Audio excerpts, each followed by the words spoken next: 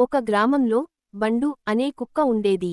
అది చిన్నప్పటి నుంచే చాలా చురుకుగా ఉండేది. బండును ఒక వృద్ధ రైతు రామయ్య పెంచాడు.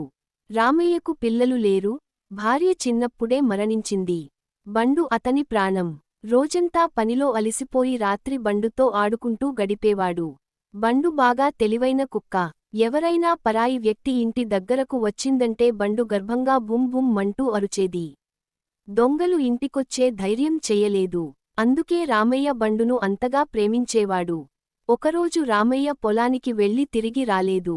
సాయంత్రం అవుతుంది, రాత్రి అవుతుంది, కాని ఆయన ఊరు చేరు. ఊరివాళ్లు వెతికినా దొరకలేదు. కాని బండు మాత్రం రాత్రంతా రోడ్డు మీద నిలబడి ఏడుస్తూ ఎదురు చూసింది. రెండో రోజు పొద్దున ఊరి చివర ఉన్న చెట్టు కింద రామయ్య స్పృహ తప్పి పడి ఉన్నాడు. బండుని అరుపులతో అక్కడికి వచ్చినవాళ్లు ఆయనను ఆసుపత్రికి తీసుకెళ్లారు. ఆయన ప్రాణాలు నిలబడ్డాయి. అప్పటినుండి ఊరంతా బండును పెద్దమనిషి బండు అని పిలవడం మొదలెట్టారు. ఆ తరువాత రోజులు బాగానే సాగుతున్నాయి.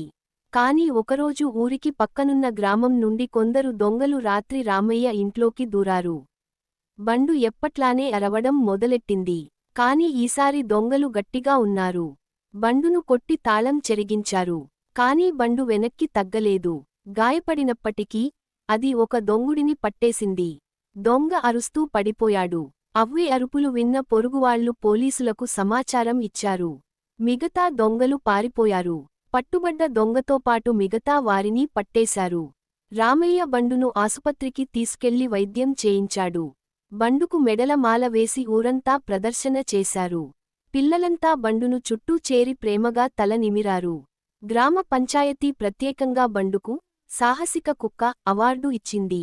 రామయ్య కన్నీళ్లు తుడుచుకుంటూ అన్నాడు, ఇది కుక్క కాదు బాబూ, నా కుమారుడే.